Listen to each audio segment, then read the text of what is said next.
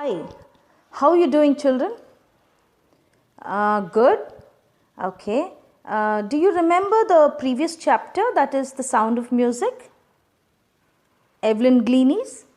Yes. So now that was part 1, right? This is part 2. Okay, before we could enter the chapter, do you want to know these people? What instruments they play? See, can you see the image given over here? And this same image is also given in your textbook. Okay, a brief description I'm going to give you, and then we will go into the lesson. Okay, see, the first one is Pandit Hari Prasad playing the flute. Second one is Vilayat Khan with the sitar, and then the Akharai sisters, they are violinists, and then Ustad Zakir Hussain with the tabla. And you remember Wahtaj. Yeah, he is Zakir Hussain. And then comes Ustad Amzad Ali Khan with he's a sharod player. And then Kannukudi Vaidyanathan, violinist again. Pandit Ravi Shankar with the sitar. And the last person, a legend who we are going to talk about. And the lesson is all about him. And he is Ustad Bismillah Khan. He's a very famous, a very renowned Shehnai player in India. And he's a legend. Legend means what? A very famous person in a particular field. So, in the field of music, he is a legend. Okay? You know what he did? There's a historical significance. You know what he did on the day of independence, when India got independence, that day, that is when, on 15th August 1947, he played the Shehnai, it seems. Where? At the Red Fort. And when was this played? This was played before the Prime Minister of India. Who? Yeah, Pandit Jawaharlal Nehru ji. Before he could give his speech, Bismillah Khan played the Shehnai in order to signify something auspicious. That day was very special, very auspicious. So, it was great for India, right? So, something auspicious for the whole country was about to happen. That is, we are declaring the independence. Yes. So, India was about to get freedom, isn't it? So, on this occasion, who played the Shehnai? It was Ustad Bismillah Khan, and we're going to talk about him only, and he is the one who made this Shehnai, and there's a story behind it, and we're going to see to this Shehnai and how it came into existence. Are you ready, children? Yes, let's get into the lesson. Pungi is a musical instrument, it seems. It was played in the time of Emperor Aurangzeb. This Aurangzeb, he did not like this pungi instrument. And this pungi instrument is a predecessor of Shehnai. Predecessor means before the Shehnai could come, it was pungi which was played. And this pungi was played by these snake charmers. Can you see the image I've given there? Yes. And Mughals ruled India, right, before the Britishers came. And this emperor, this is Emperor Aurangzeb, was very famous then. So he did not like it. He found it very unpleasant. That sound of that pungi, was very shrill, very sharp. So he banned. Banned means he stopped. He prohibited. He didn't want that instrument to be played. And this pungi is a generic name. Generic name means for a group or a class, you give a name. So this pungi is for all these reeded instruments. Reeded means the instruments that are played, wind instruments, they say. It's a hollow pipes, and they play. Air will be blown in. Okay. So that's how these flutes, flutes. Yeah, such instruments are they also come under pungi. And all those instruments give a kind of same sound, isn't it? So what happened was Aurangzeb banned this, isn't it? All the reeded noisemakers he banned. He didn't want Pungi to be played in his residence, royal residence, isn't it? Well, and no one thought that one day such noisemakers, such instrument which made unpleasant sound would be played and their sound would be liked by the audience. Nobody thought this one. One day this Pungi became very famous. And there's a story behind it. Okay, that this Pungi became very famous. Let's see how. This instrument, came from a barber of a family of professional musicians. See, a barber. Who do you call a barber, children? Barber is the one who cuts the hair, right? So one boy from this barber family, he belonged to this family and they were professional musicians too. They loved music.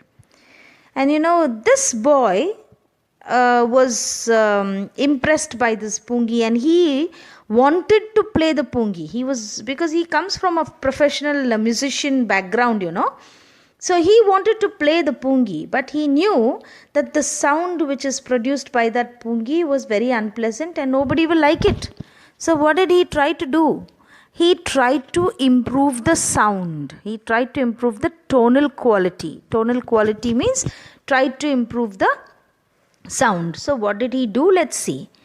This barber, he took a pipe, okay, which was a hollow stem. He took a pipe which had a hollow stem. Hollow means it is empty from inside, okay. So it was longer and broader than the Pungi.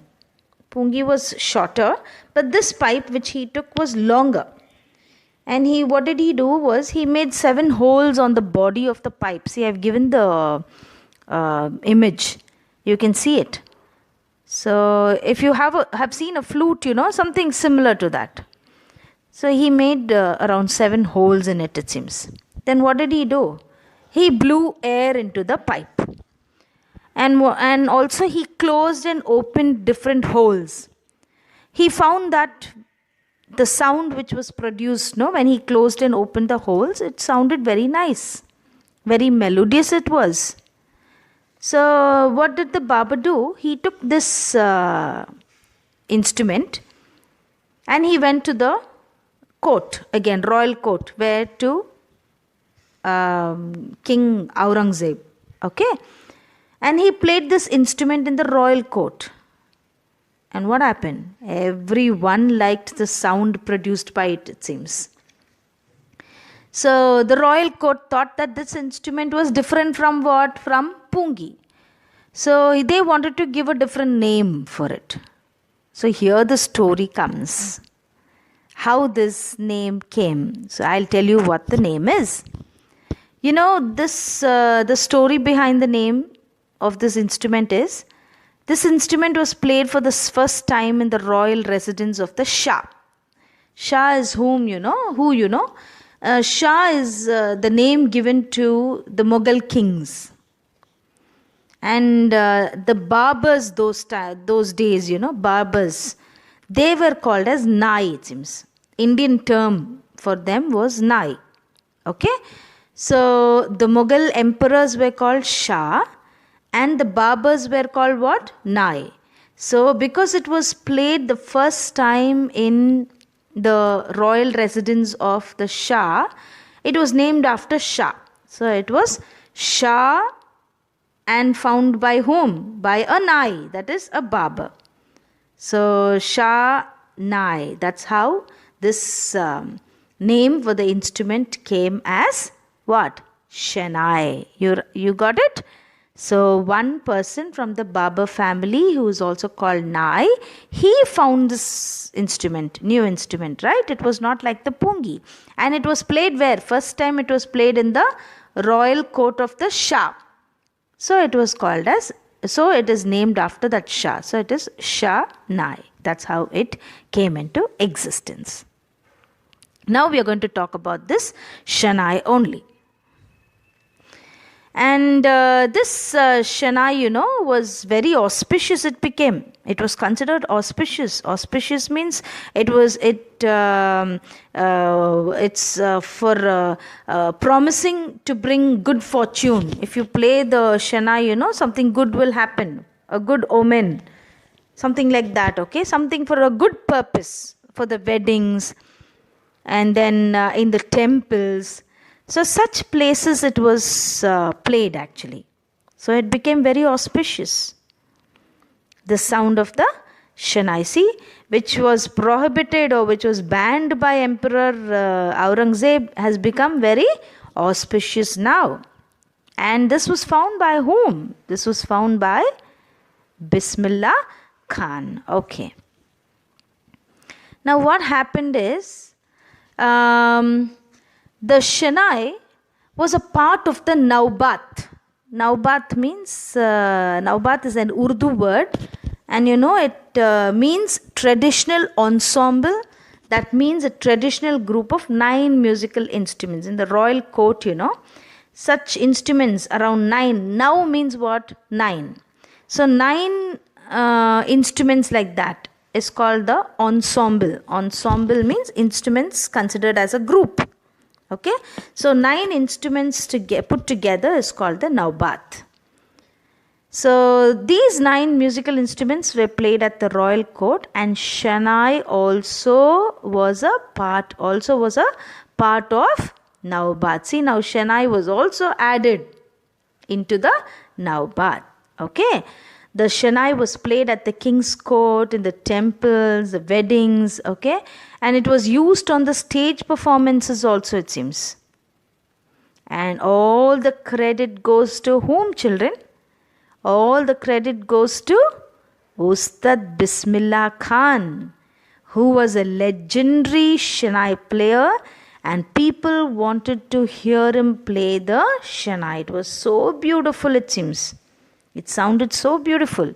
So everyone wanted Bismillah to play the Shehnai. Shehnai became so famous. Now you're going to see the life history of Bismillah Khan. Okay. See, this boy, he was actually a 5-year-old boy, and he was in Damruan. Damruan is now present Bihar estate. Okay, he used to play this gilli danda. This gilli danda is a cricket kind of a sport. It's something similar to cricket, gilli danda. I don't think so. You must have played. Our days we used to play this gilli danda. So this was similar to cricket. And what he used to do is, he was just a 5-year-old boy. He was from Bihar. Okay. And what he would do is, he would go to the nearby Bihari temples, it seems. He was a Muslim, but he used to go to the temple. He would sing this song, that is Chaita, in Bhojpuri language. He used to sing this Chaita. And after he finishes reciting the song, he would get a big laddu as a reward. Big laddu, which was around 1.25 kg weight, it seems. So heavy laddu it was. You must have all eaten that. What you have eaten is very small, but this boy used to get a big one. So that was the prize given to Bismillah by the local Maharaja for singing what? For singing the Chaita. And the same person, after 80 years, he got the Bharat Ratna. So famous he became. Now, Bismillah Khan was born on 21st March 1916. And he belongs to a musician family. From where? From Bihar. Okay. His grandfather was Rasul Baks Khan. And then he was a Shehnai Nawaz of the Bhojpur King's Court. And his father was Paigambar Baks. And other paternal ancestors were also great Shehnai players. Paternal ancestors means the father's side. Okay. So all of them were what? They were all, he comes from a musician family. So all of them were Shehnai players. So that's how this boy also has got the interest towards Shehnai. Okay. Next, what he did was, when he was 3 years old, his mother took him to her parents' house, that is maternal uncle's house. Maternal uncle means paternal is father's side, maternal is mother's side. So she takes him there. Where to? To her house. There they lived, and that was in Benares. Benares is today called Varanasi. Okay, so they were there. And when Bismillah saw his maternal uncle play the Shehnai, he was very much attracted towards it. And he also wanted to learn that instrument. So what Bismillah Khan did was, he started going with his uncle Ali Baks to the Vishnu temple in Benares. This uncle of Bismillah Khan, Ali Baks, he used to go to the Vishnu temple in Benares to play the Shehnai. So he used to go along with him because he loved this instrument, right? So he started going with him. Ali Baks was on a duty to play the Shehnai at the Vishnu temple of Benares. So his duty was that he used to play the Shehnai in the temple. And what happened was, when Bismillah Khan saw his uncle Ali Baks play the Shehnai, he would get attracted towards him, that he would sit there for hours. He was so totally captivated. Captivated means he was attracted. On end means for a very long time without stopping. Continuously he used to watch him play. He used to watch his uncle play the Shehnai. So gradually what happened was, Bismillah Khan also started learning to play the Shehnai. And he would practice throughout the day. It seems he never got tired. He was totally captivated by the Shehnai. And what he also used to do is, for many years, Ustad Bismillah Khan remained in Benares. He was with his uncle, I think. So he remained there. And he would visit the temple of Balaji, the temple of Managala Maya, and would remain on the bank of river Ganga. So Varanasi, Ganga is there. So he used to sit on the banks of river Ganga, and where he used to practice the Shehnai all by himself. Solitude means solitude means becoming. He was alone. Sitting alone, and he used to play this Shehnai for hours. So he was training himself. Okay. Next, what he did was, here we come to know that he was a very talented player, right? So he was so impressed, and he was also motivated by the river Ganga, and it provoked him to improve his performance. And what he used to do is, he was sitting on the banks of Ganga, and he invented many ragas, it seems, that were considered impossible to be produced by the Shehnai. See what all he did. Not only making the Shehnai, he also started to invent new ragas with the Shehnai. So Ustad Bismillah Khan worked very hard, and he invented what? Different sounds with the Shehnai. Okay, let's see what happened next. Next was his bright future. See, he was practicing right now his future. Let's see how he came up in his life. We're going to see his future. Yeah. And when Bismillah Khan was around 14 years of age, this was the start for him, for his life to become bright, for his future to become bright. He was 14 years, and what he did was, he accompanied his maternal uncle. He was with Ali Baks only, isn't it? So he went with Ali Baks to Allahabad Music Conference. There what he did was, Ustad Fiaz Khan had come. He is another renowned classical vocalist, And he was impressed by the performance. And what he said was, if he would work hard like that, he would make a name in the field of music. He was actually patted by whom? By Ustad Fiaz Khan. He gave a recital. Recital means a performance. Who gave a performance there in the Allahabad Music Conference? Yeah, Bismillah Khan. So when Bismillah Khan gave a performance, this Ustad Fiaz was another classical vocalist, and he was a famous person. What he did was he patted him and he said, work hard and you shall make it, he said. Okay. And next is what he did was the All India Radio. See, nowadays there's no radio, so you do not know much about radio. But you know, the olden days, radio was very famous, like how TV is nowadays. Everything came out on the radio only. So this All India Radio, it was called. All India Radio in Lucknow in 1938. There was a performance being given by Ustad Bismillah Khan. He started performing there. So that is where they become famous. Now how when you do a TV show, you become famous, right? So those days it was the radio performance. So this man also, Bismillah Khan also, he started performing from there. Often his Shehnai performance would be on air. Okay, so very often air means now here it is told about the radio. Radio is through air only, no? It goes and reaches. So this started becoming famous. He was the first Indian to greet the entire nation through his Shehnai, and he played the Shehnai from the Red Fort on this memorable occasion. See, so what did he do? And he played what is the, I told you, no, the very beginning slide I gave you, I told you that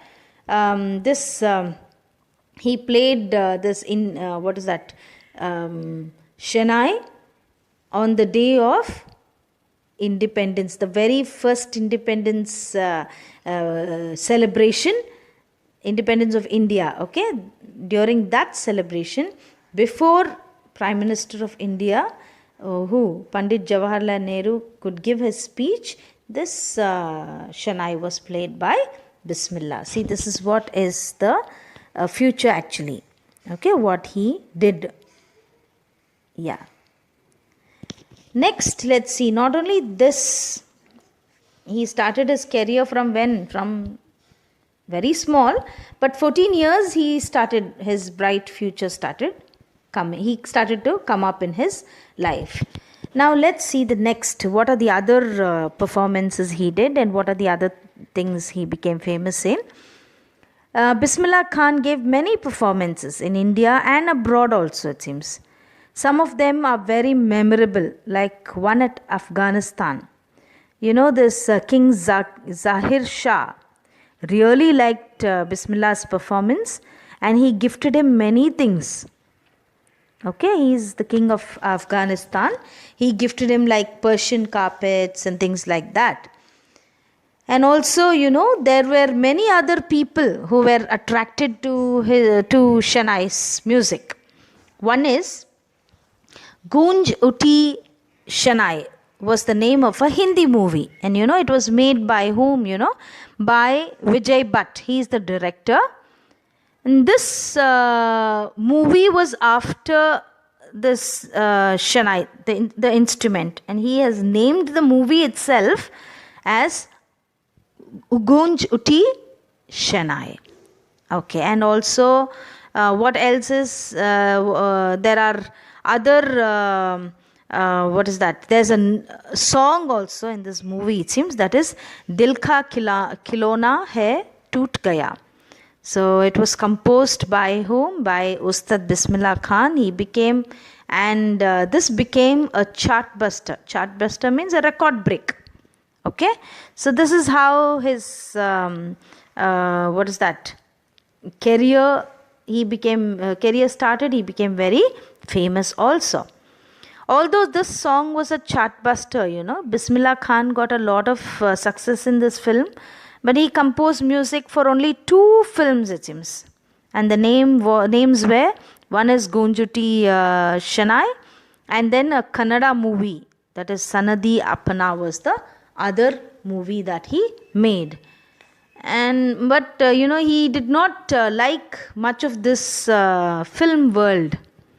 He says that I just can't come to terms with the artificiality and glamour of the film world.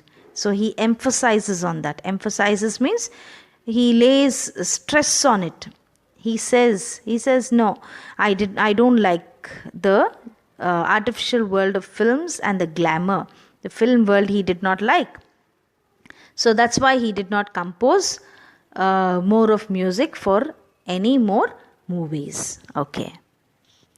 Next comes his awards and recognition. Let's see what all awards he has got. He got a lot of awards and he was recognized at many places. Bismillah Khan got a lot of recognition and was honored with what? With awards. He performed all over the world, not only in India. He also was invited to different places, and he performed all over the world. Where has he gone is, he performed in United States of America at the Lincoln Center Hall, it seems. He performed in Montreal, Australia, in the World Exposition, and also in Cannes Art Festival, and then in Japan at the Osaka Trade Fair. See, not only here, in different places of the world too. And there's something very famous in Tehran, that is in Iran. This place, there's an auditorium being built, it seems. And this auditorium is kept after his name. That is Tahar Musiq Ustad Bismillah Khan. The name of the auditorium is is been called or named after him. Okay.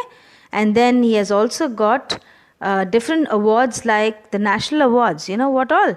That is Padma Shri, the Padma Bhushan, and the Padma Vibhushan were conferred on him. Okay.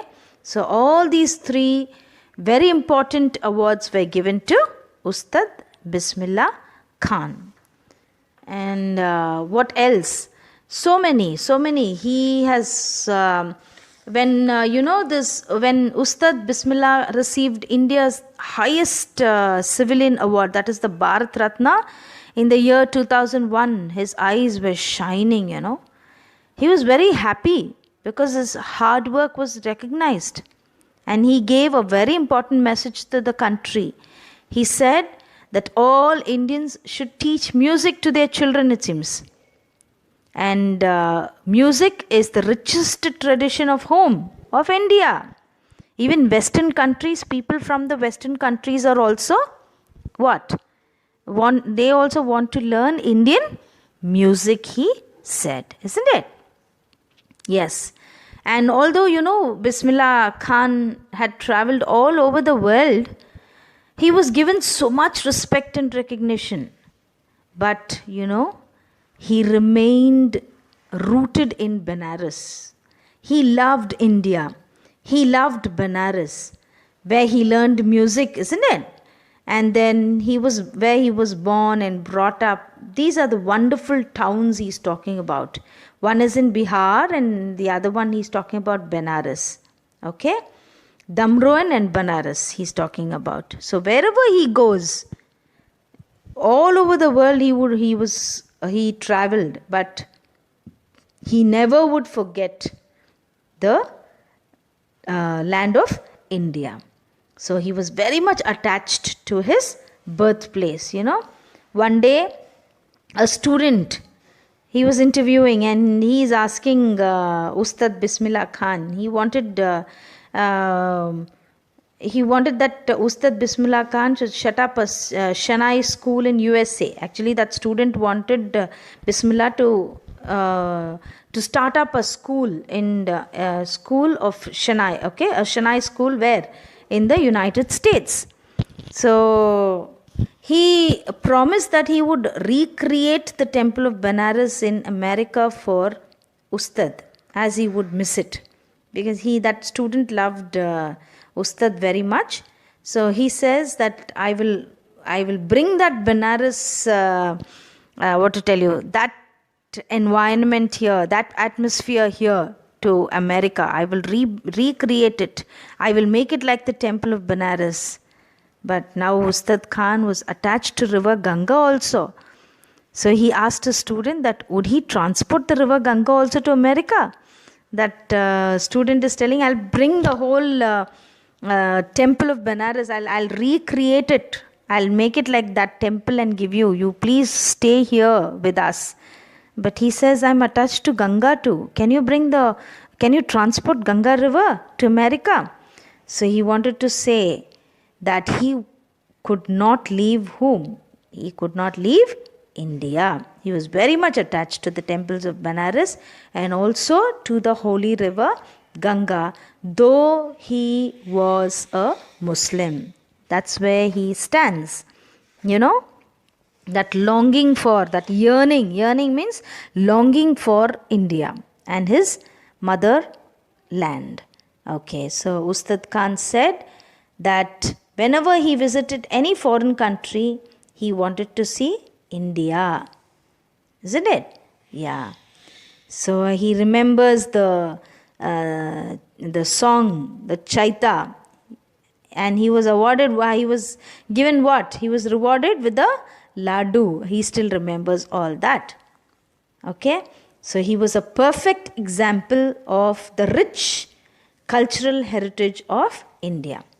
His work was beyond the religion barriers. So though he was a Muslim, he still remembers and he still worked for the temples, and he never brought in religion. So although he was a strict Muslim, he followed the Muslim laws. Every morning he would play the Shehnai at the Kashi Vishwanath temple, which was a Hindu temple. He was a strict Muslim, but still, because for the love, he had that love for the instrument, right? So he played in the Vishwanath temple every morning. This shows that he did not have the barriers of religion in his mind. He was a true Indian. Okay? So he considered music to be India's richest cultural heritage. Isn't it? Yeah. So then finally, Ustad Bismillah Khan, he was ill. He became ill for a long time. He was ill for a long time and he died on 21st August 2006 at the age of 90.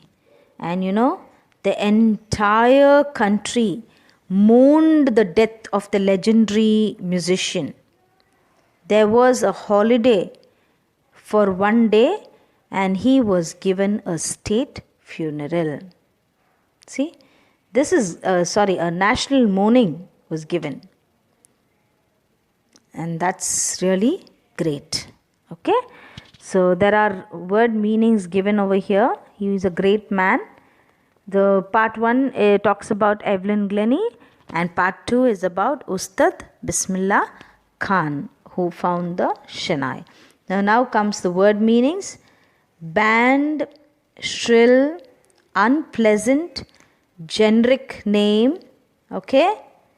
Then comes reeded, revived, tonal quality, hollow, auspicious, indispensable, ensemble, thick and fast, conferred, coveted, replicating, yearning and devote. See, I've just read the hard words for you just for the sake of pronunciation. So I want you to repeat it. Okay. And then one more thing I want you to do is please read at least a page and record it. Okay. A voice message can be sent to me if you have the phone number. Okay. And it's like an assignment. Reading is very important, right? Reading habit should be developed in you. So if you don't read the lesson, see, I've just given you points as to what the lesson is. I've given you an explanation of the lesson, but I haven't read it. So I want all of you to read, and the hard words are read for you. So I want you all to read the lesson carefully and better see that you record the voice, and if you can, you send it to me. Thank you very much, children. I hope you all understood. Okay? Yes.